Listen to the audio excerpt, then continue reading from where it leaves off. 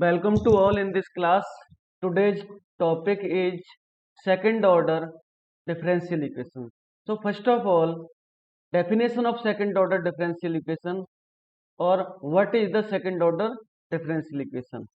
So the general form of the second order linear differential equation is d square y over dx square plus p dy over dx plus q y equal to r, where p, q and r are the function of x only, is called second order differential equations. तो maximum questions में आपको इस तरह की equation दिखेगी। उस equation को हमें सॉल्व करने के लिए हम यहाँ पर आगे आने वाले पेज पर variation of parameter method solve करेंगे और इसको सीखेंगे। बहुत ही अच्छा और इम्पोर्टेंट पॉइंट है वेरिएशन ऑफ पैरामीटर मेथड। इस पर कॉम्पिटिटिव एग्जाम में भी कई क्वेश्चन आते हैं। तो वेरिएशन ऑफ पैरामीटर मेथड को सीखने से पहले हमें एक और जरूरत पड़ेगी, ये है रॉन्स्कियन। इसकी कैलकुलेशन करनी पड़ती है। रॉन्स्कियन क्या रहता है? Let y1 and y2 are two differentiable functions, then quantity w Wronskian है तो इसको कैपिटल W से रिप्रेजेंट करेंगे। y1 होगा इसके अंदर, y2 होगा और x होगा। सो हम इसको कैसे रिप्रेजेंट करते हैं? y1 लिखेंगे, इधर y1 डैश कर देंगे, y2 करेंगे, y2 डैश कर देंगे। ठीक है ना, ये डैश लगा हुआ है। Dash means differentiation. और इसको जब हम ये डिटर्मिनेंट ओपन करते हैं तो Wronskian w y1 y2 x equal to होता है y1 into y2 dash minus y2 and y1 dash. इसका क्रॉस मल्टीप्लीकेशन होता है, इन दोनों का मल्टीप्लीकेशन करते हैं माइनस इन दोनों का करते हैं। आप ये डिटर्मिनेंट ओपन करेंगे। अब ये सिर्फ टू वैल्यूज के लिए था, सिर्फ y1 और y2 के लिए था। रॉन्स्कियन 3 वैल्यूज के लिए भी हो सकता है, रॉन्स्कियन 4 के लिए भी हो सकता है और ज्यादा के लिए भी हो सकता है। और इसको कैसे लिख पाएंगे? और ये हम ऐसे भी लिख सकते हैं, y1 यहाँ लिखें, y2 यहाँ लिखें, y1 डैश यहाँ पे लिखें, y2 डैश यहाँ पे लिखें, तो क्या फर्क गिरेगा? देखिए जरा, इन दोनों का क्रॉस मल्टीप्लीकेशन करेंगे, y1 y2 dash minus y1 dash into y2, कोई फर्क नहीं पड़ने वाला है। ठीक है ना? आप इस कॉलम को रो में कन्वर्ट कर दें और रो को कॉलम में कन्वर्ट कर दें तो भी कोई फर्क नहीं गिरने वाला है। सो दिस क्वांटिटी और दिस प्रॉपर्टी, दिस क्वांटिटी नहीं बोलेंगे, W मीन्स रॉन्स्कियन जो रहता है y1 y2 का, इस तरह से कैलकुलेट होता है। ठीक। सो आई होप रॉन्स्कियन की डेफिनेशन आपको समझ में आ गई होगी। इसका यूज करके हम आगे क्वेश्चन सॉल्व करेंगे। सो फिर से रिपीट कर देता हूं।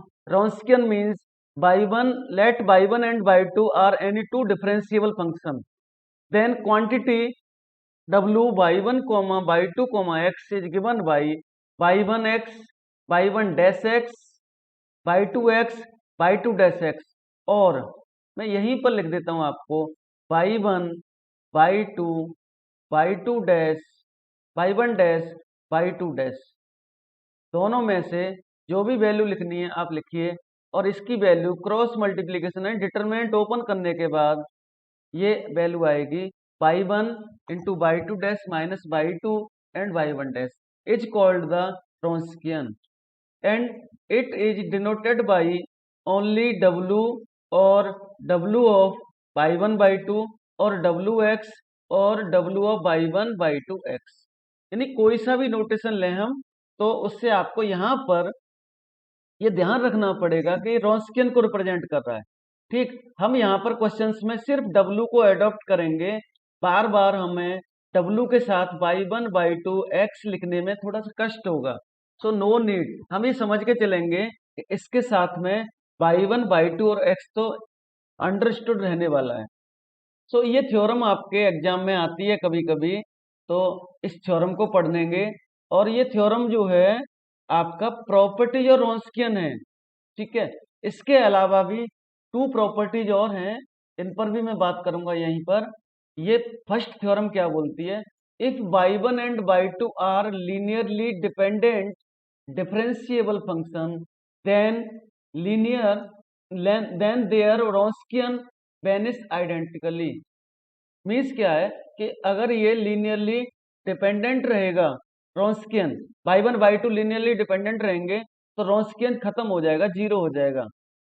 देखिए कैसे, let y1 and y2 are linearly dependent functions, so we have y1 equal to k by 2 where k is non zero real number, k zero नहीं हो सकता। So we have w y1 y2 x equal to y1 y2 dash y1 dash minus y1 dash into y2 equal to, आपने y1 के place पर k by 2 put करेंगे और y2 dash के y1 dash के प्लेस पर k by 2 dash put करेंगे तो ये वैल्यू जीरो हो जाती है। इसका मतलब क्या है कि आपको जब भी किसी क्वेश्चन में प्रॉपर्टी लिखी हो, आपके मल्टीपल चॉइस क्वेश्चन में ऐसा क्वेश्चन बन सकता है, क्या रहेगा कि अगर y1 y2 LD हैं, y1 एंड y2 क्या है, लीनियरली डिपेंडेंट हैं, तो रॉन्स्कियन क्या रहेगा, जीरो रहेगा। तो W जो रहेगा वो आपका जीरो रहेगा, ठीक है ना, जीरो रहेगा। और ये इम्प्लाइज एंड इम्प्लाइड बाई होता है, अगर ये लीनियरली डिपेंडेंट हैं तो रॉन्स्कियन जीरो रहेगा। अगर किसी क्वेश्चन में ये बोला जाए कि रॉन्स्कियन जीरो है तो आप ये भी बोल सकते हैं कि y1 and y2 are linearly dependent. ये है तो ये होगा और ये है तो ये, मतलब दोनों साइड को आपको फॉलो करा के देखना पड़ेगा। एंड सेकंड प्रॉपर्टी और इसमें आती है जो आपके बहुत काम की है, इस पे भी क्वेश्चन बन सकता है। सेकंड प्रॉपर्टी क्या है, देखिए सेकंड प्रॉपर्टी ये है कि अगर y1 and y2 linearly independent हो जाएं तो रॉन्स्कियन की वैल्यू, रॉन्स्कियन जो रहेगा w y1 y2 ये रहेगा आपका नॉट इक्वल टू जीरो। और इसमें भी इम्प्लाइज एंड इम्प्लाइड बाई ये साइन लगा लीजिए। अगर लीनियरली इंडिपेंडेंट है तो रॉन्स्कियन नॉट इक्वल टू जीरो रहेगा, और अगर ये नॉट इक्वल टू जीरो है तो आपको ऐसे पूछा जाएगा कि ये लीनियरली डिपेंडेंट है कि इंडिपेंडेंट है, तो आप ये चेक करके बता देंगे। इस पर कॉम्पिटिटिव एग्जाम में भी कई क्वेश्चन आते हैं।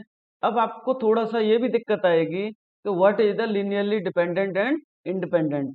सो इन डेफिनेशंस को हम आपको अलग से समझाएंगे। फिलहाल हमें यहाँ पर वेरिएशन ऑफ पैरामीटर मेथड पर बात करनी है। सो हम क्या करेंगे, वेरिएशन ऑफ पैरामीटर मेथड को सॉल्व करना सीखेंगे। तो हम यहाँ पर मेथड अलग से वर्किंग रूल न लिख के हम क्वेश्चन में ही आपको मेथड ऑफ वेरिएशन पैरामीटर सिखाने की कोशिश करेंगे। तो फर्स्ट क्वेश्चन आपके सामने आता है कि, और यहाँ पर सबसे अच्छी बात क्या होगी, जब आपके बीएससी लेवल पर एग्जाम में क्वेश्चन आता है तो ये आपको लिखा हुआ दिखेगा, solve this question by using the variation of parameter method. So ये आपके हाल ही के पेपर में आया हुआ क्वेश्चन है, विंटर 18। सो इसको P बाई Q की लिस्ट में डाल दीजिए, प्रीवियस ईयर क्वेश्चंस, यानी यूनिवर्सिटी एग्जाम में आए हुए क्वेश्चंस की लिस्ट में आप इसको रखिए। सो क्वेश्चन क्या बोल रहा है, solve the differential equation, second order differential equation y double dash plus n square y equal to cosec nx। इसका मीनिंग आप ऐसे भी समझ सकते हैं, d square y over d x square plus n square into y equal to cosec n x. So अब क्या करें, हम इसकी ऑक्सिलरी इक्वेशन लिखेंगे, a will be by using the put d equal to m in left hand side, और आपको ए ही लिखेंगे तो ये डी यहाँ पर क्या था, ये डी स्क्वायर ही है ना, so m square plus n square equal to zero. अब इसको सॉल्व करेंगे तो आपको रूट मिल रहा है, एम इक्वल टू मिल रहा है प्लस माइनस आई एन, ये वैल्यू आपको एम दे रही है, ये वैल्यू आपको एम दे रही है, ठीक है ना। आप ऐसा लिख दीजिए, एम की वैल्यू आ गई plus minus in. This is the alpha plus minus I beta form. So इसमें CF लिखेंगे, CF equal to e power 0x y alpha equal to 0 C1 cos nx plus C2 sin nx, where C1 and C2 are constants और arbitrary constant. यहाँ तक जो भी हमने work किया है वो वर्क अभी तक हमने जो लास्ट यूनिट्स और चैप्टर्स में पढ़ा था वही वर्क है, अलग से कुछ भी नहीं है। आपने जैसे CF लिखा, अब यहाँ से BPM शुरू होगा। BPM स्टार्ट होता है यहाँ से, वेरिएशन ऑफ पैरामीटर मेथड। सो आप क्या करेंगे, कंसीडरेशन है, इस वैल्यू को आपने U लिखा, मैंने लिखा U equal to sine nx, V equal to को, देखिए यहाँ पर थोड़ा सा आगे पीछे हो रहा है, मैं बता देता हूँ आपको। V equal to sine nx, और इसका उल्टा भी कर सकते हैं। इसको मैंने मान लीजिए U लिखा, इसको B लिखा, और अगर इसको मैंने U लिखा है और इसको B लिखा है तो उससे कोई फर्क नहीं गिर रहा है, सब कोई सी वैल्यू को आप U भी कंसीडर कर सकते हैं। अब फ्री हैं, आपको पता है ना कि C1 के साथ में मैं साइन भी लिख सकता हूँ और C2 के साथ कॉस भी लिख सकता हूँ। सो आप कोई सी वैल्यू को U और कोई सी वैल्यू को B पुट करेंगे। तो यहाँ पर क्वेश्चन में U को आपने साइन x लिया है, साइन nx, और B को लिया है cos nx, and right hand side की जो वैल्यू है वो आपकी कैपिटल R है। कैसे है कैपिटल R? अभी आपने सेकंड ऑर्डर डिफरेंशियल इक्वेशंस का जनरल फॉर्म पढ़ा था, d square y over d x square plus p d y upon d x plus q into y equal to r. इससे comparison करेंगे तो आपको आर की वैल्यू यहाँ से दिखेगी। सो आप समझ पा रहे होंगे ये आर कहाँ से लिखा गया है। ठीक, अब क्या करेंगे हम, अब हमें करना है हमारे जो u और b हैं इनको डिफरेंशिएट करना है with respect to x। So u1 means differentiation of cos, differentiation of u means cos nx into n, v1 means differentiation of b means minus n sine nx। हमें रॉन्स्कियन calculate करना है सबसे पहले, इसलिए हमने इसको डिफरेंशिएट करने की प्रयास किया है। सो हमने क्या किया, अब हमें पता है कि रॉन्स्कियन क्या रहता है, रॉन्स्कियन इक्वल टू रहता है ये। अब हमें क्या है, बाई वन बाई टू न करके रॉन्स्कियन फॉर u एंड v लिखना है। सो जब बाई वन बाई टू थे तो रॉन्स्कियन क्या था, यहाँ पर बाई वन था, यहाँ बाई टू था, यहाँ पर बाई वन डैश था, यहाँ बाई टू डैश था, ठीक है ना, बाई टू डैश। सो आप इसके बेस पर आप UV के लिए लिखेंगे, ठीक है ना, UV के लिए लिखेंगे तो U लिखा, B लिखा, U1 B1 वैल्यूज पुट की, ठीक है, और यहाँ क्रॉस मल्टीप्लीकेशन यानी डिटर्मिनेंट सोल्व करने के बाद आपको रॉन्स्कियन मिला -n not equal to 0। Please note that अगर ये 0 आ जाता तो हमारा ये केस फेल हो जाएगा और हमारा ये क्वेश्चन यहीं पर रुक जाएगा। नॉट इक्वल टू 0 है, हम यहाँ से आगे इस मेथड को यूज करेंगे। अगर 0 आता तो फिर क्या करते, वो आगे बात करेंगे इस पर। तो आप सभी को रॉन्स्कियन कैलकुलेट करना समझ में आ रहा होगा।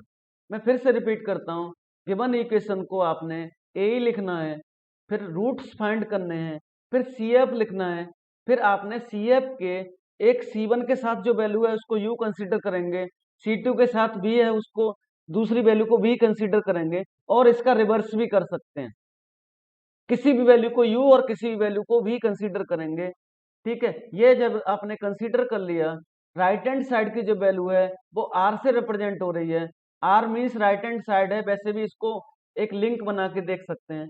U means differentiation of, differentiation करेंगे U1 मिलेगा, B को डिफरेंशिएट करेंगे B1 मिलेगा, और इसको रॉन्स्कियन कैलकुलेट करने के बाद नॉट इक्वल टू 0 आएगा तो आपका क्वेश्चन आगे सॉल्व होगा, अदरवाइज यहीं पर रुक जाएगा।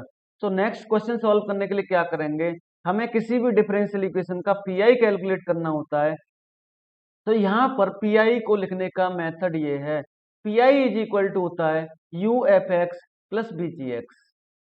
सो where f x equal to होता है minus v into r upon डब्लू, और इसको इंटेग्रेट करेंगे, एंड जी एक्स होता है यू आर अपॉन डब्लू डी एक्स।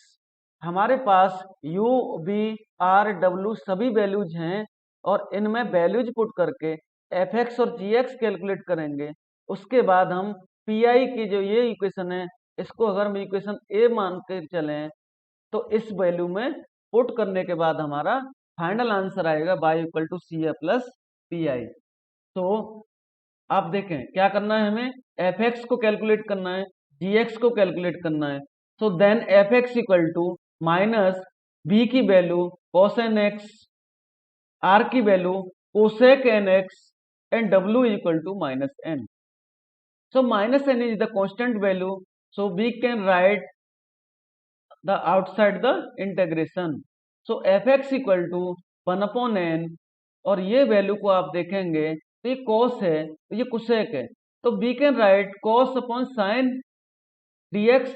सो इस वैल्यू को फिर से सॉल्व करेंगे तो ये वैल्यू आपको cot nx देने वाली है। सो आपको इंटेग्रेशन आ गया 1 upon n integration of cot nx, and we know that the integration of cot x equal to log sin x. So integration of cot nx equal to 1 upon n square log sin nx। ऐसा कोई जरूर नहीं है कि cot का formula यही use करें, अगर कोई दूसरी वैल्यू मिलती है वो भी यूज कर सकते हैं, बट हमारी बुक से आंसर मैच करने के लिए हमें इसको यूज करना पड़ा है, क्योंकि cot के कई फॉर्मूला हो सकते हैं आपके उसमें। सो जी एक्स कैलकुलेट करेंगे u are upon W D x equal to u की वैल्यू पुट करेंगे साइन एन एक्स, आर की वैल्यू पुट करेंगे cosec n x minus n. So फिर से वही करेंगे, साइन और कॉस तो एक दूसरे के रेसिप्रोकल हैं, सो इंटेग्रेशन के साथ ये माइनस 1 अपॉन एन इधर आएगा, और साइन एन एक्स और इस कोसेक को साइन लिखेंगे तो ये अपॉन साइन एन एक्स हो जाएगा, और ये dx रहेगा। So it will be 1। So finally आपको इसके बाद अगर ये स्टेप लिखें, इसके बाद ये स्टेप लिखेंगे, और ये इंटेग्रेशन सॉल्व होने के बाद माइनस एक्स अपॉन एन मिलेगा। So minus x upon n integration मिला। अब आपको क्या करना है, अब आपको पी आई लिखना है। पी आई के लिए आपको 4 वैल्यूज की नीड थी, यू आपके पास था, एफ आपके पास कैलकुलेट कर लिया, बी था, जी भी कैलकुलेट कर लिया। So by putting the all values of u b f x and ji x in this equation, we have P I equal to sine n x into 1 upon n square log sine n x plus cos n x into minus x upon n. Then general solution is given by y equal to C A plus P I. So final answer लिखने के लिए आपने y equal to c1 cos n x plus c2 sin n x plus 1 upon n square sine n x into log sine n x minus x cos n x upon n. इस तरह से हम variation of parameter method का solution solve करेंगे, question solve करेंगे इस method को use करके। तो आप सभी को शायद कोई क्वेरी नहीं रही होगी, अगर आपकी कोई क्वेरी है तो मैं आपकी क्वेरी देख रहा हूँ, आप मुझे शेयर करिए, मैं आपके आंसर दूंगा और नेक्स्ट क्वेश्चन को बताता हूँ। हो सकता है कि आपके जो भी प्रश्न होगा, जो भी क्वेश्चन होगा, जो क्वेरी होगी वो इस क्वेश्चन के साथ सॉल्व हो जाए। तो सेकंड क्वेश्चन को लेते हैं, और मैं आपका जो भी क्वेश्चन आएगा उसको भी देखते हुए आपके आंसर देने का प्रयास करूंगा। तो सेकंड क्वेश्चन है आपकी स्क्रीन पर, find the particular solution of the y double dash plus y equal to cosec x by the method of variation of parameters. ये नागपुर और अमरावती यूनिवर्सिटी के एग्जाम का क्वेश्चन है, हमारी यूनिवर्सिटी में शायद नहीं आया है और आ सकता है। सो पर्टिकुलर सॉल्यूशन का मीनिंग क्या आएगा वो आगे देखेंगे।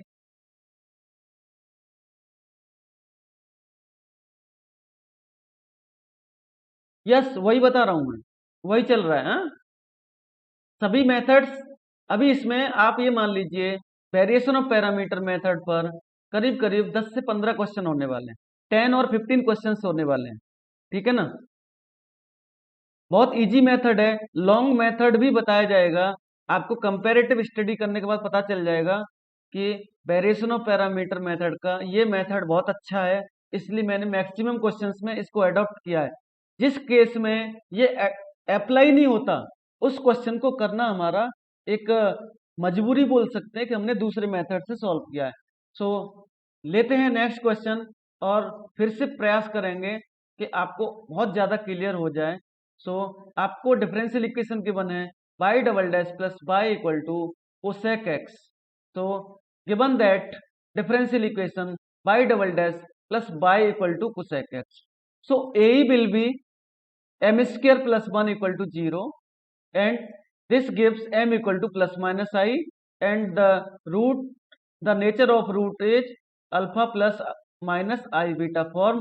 So we can write the CF for this given differential equation is C1 cos x plus C2 sin x, where C1 and C2 are constants. So and right hand side r equal to cosec x. So अब हमें क्या करना है, हमें CF में C1 और C2 के साथ जो जो वैल्यू दिख रही हैं, एक को U कंसीडर करना है, दूसरी वैल्यू को V कंसीडर करना है। तो यहाँ पर U equal to cos x consider किया है, V equal to sin x consider किया है। So on differentiating with respect to x, U1 equal to minus sine nx and V1 equal to cos x। ठीक, इसको differentiate करेंगे, रॉन्स्कियन मिलेगा। ठीक, रॉन्स्कियन मिलेगा।